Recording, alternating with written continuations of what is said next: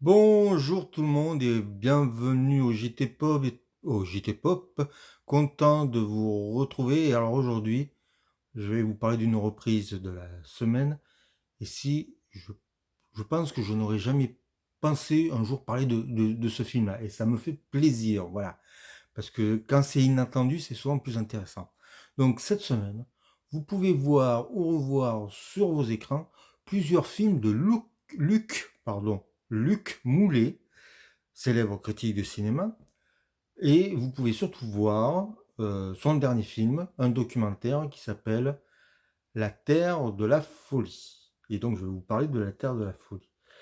C'est un documentaire.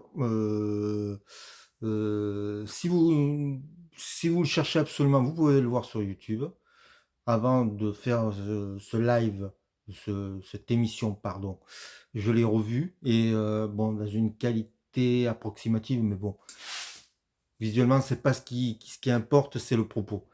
Alors, qu'est-ce que ça raconte la Terre de la Folie? Alors, la Terre de la Folie, c'est un Patagone situé dans les Alpes du Sud, en Provence-Alpes-Côte d'Azur, qui se trouve du côté de Digne, de Manosque, et puis de petits villages aux alentours.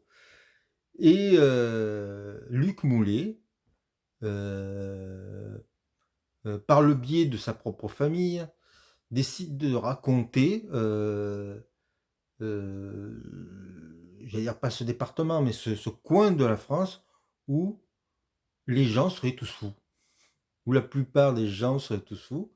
Et donc, pendant 1h25, le film va être une succession de témoignages de personnes qui vont raconter des faits divers les plus atroces, mais souvent les plus absurdes qui existent.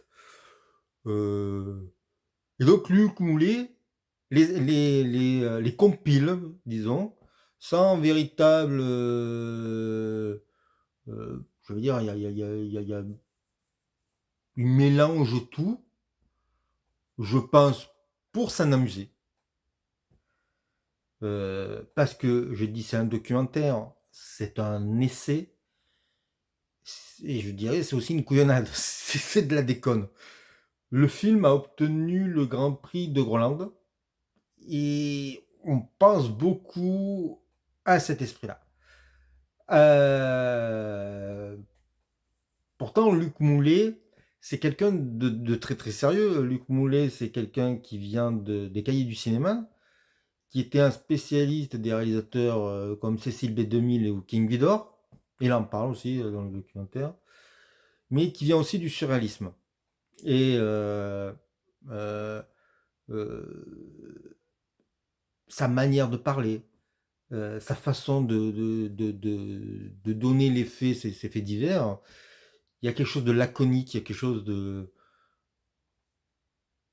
second degré, je dirais peut-être de foutage de gueule, qui fait qu'on a affaire à un documentaire tout à fait réjouissant, où pour justifier cette folie, où il n'a aucune preuve, hein, euh, si on veut comprendre aussi comment peut fonctionner un cerveau de complotiste, il faut regarder aussi ce documentaire.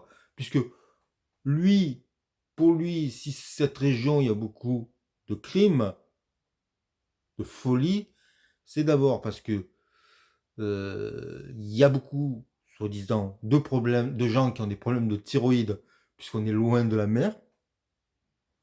Je ne sais pas s'il y a une quelconque réflexion scientifique là-dedans, j'en sais rien. On s'en fout, c'est drôle. Il parle aussi des radiations de Tchernobyl. C'est un endroit qui est très radioactif et qui amènerait la folie. Pas de preuve de ça, mais on s'en fout. Et le troisième élément serait que le vent est constant et qui rend fou. Voilà. Euh, donc ce documentaire n'a absolument rien de sérieux, mais il y a quelque chose de super réjouissant. Déjà, il y a un casting de gueules, de gens qui parlent, qui racontent ces histoires, qui est assez incroyable. Il y a des gratinés. Et il y a aussi quelque chose qui peut venir aussi peut-être du vrai cinéma, parce que c'est du cinéma. Mais on passe à Pagnol. C'est-à-dire qu'il y a l'accent du Sud, c'est rare de voir des films où il y a l'accent du Sud. Là, dans ce documentaire, ils ont l'accent du Sud. Ils ont j'allais dire, des façons de parler qui ne viennent que d'ici. Et c'est alors c'est des personnes âgées souvent. Il y a une vieille dame qui raconte un crime et qui dit: «Oh, elle a eu une bonne idée, après il s'est suicidé. Ça, c'est une bonne idée. Moi, je l'aurais pas eu, hein, comme ça. Il est pas fait de la prison, personne ne l'a pris, c'est lui-même qui s'est pris.» Voilà, c'est le genre de réflexion comme ça qui ponctue tout le film. Donc c'est un mélange de Pagnol, de Fintattrel accusé et de Luce Buñuel. Il y a un côté surréaliste à mort, c'est-à-dire cette accumulation de crimes où Luc Moulet assemble ça juste pour s'amuser. Et la dernière scène, il parle avec sa femme et sa femme lui dit qu'il est fou. Et je spoil un petit peu, mais ça explique que le document, il explique clairement avec ce gag-là final que le film, bah, peut-être, alors je sais pas si les histoires sont vraies, mais en tout cas que ces théories sont complètement fausses. Voilà. C'est pour ça que je parle de couillonnade. Et voilà. Si vous voulez passer un moment étonnant, ça dure 1h20, je crois. Vous verrez déjà le sud de la France, vous verrez des tronches comme on ne voit plus, vous entendrez des dialectes, ou pas des dialectes, des expressions, voilà, c'est le mot que j'ai cherché, des expressions qu'on n'entend plus, et vous rigolerez, parce que c'est tellement drôle, la succession de ces, euh, de ces horreurs et ces théories du complot sur la folie. Tout ça donne un documentaire extrêmement réjouissant, très érudit.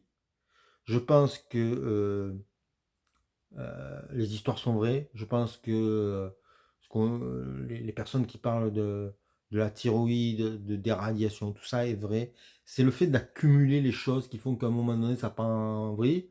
Mais je pense que tout est vrai, mais rien n'est lié. Et c'est ça qui fait peut-être le surréalisme. Vraiment très intéressant. Et je suis pas je serais heureux de voir les gens qui vont voir ce film dans la salle, et ceux qui vont le prendre au premier degré, qui vont rire, ou ceux qui vont le voir au deuxième degré, qui vont pas comprendre. C'est parce que c'est vraiment une expérience. Donc le film, c'est La Terre de la folie de Luc Moulet, donc célèbre critique. Louis Korecki, grand critique à Libération, avait dit que c'était l'un des meilleurs cinéastes de France. Et donc très réputé. Il y a plusieurs films, j'aimerais voir ces films. J'avoue que je suis très curieux de voir ces films. Il y a un film qui s'appelle Une aventure de Billy le Kid avec Jean-Pierre Léaud qui me semble intéressant. Si enfin, acheter un coffret Blu-ray, peut-être pas, mais si peut-être un jour il y a un coffret pas trop cher, je pourrais être tenté par ce genre d'expérience, tellement c'est hors norme. Voilà, je crois que j'ai tout dit sur La Terre de la folie. Si une des raisons aussi que j'aime, c'est que ça parle aussi de ma région. C'est toujours agréable de voir le sud de la France. Voilà, mais bon, ça est légèrement moqué, c'est même beaucoup moqué. Je vous souhaite le meilleur et à bientôt pour d'autres aventures.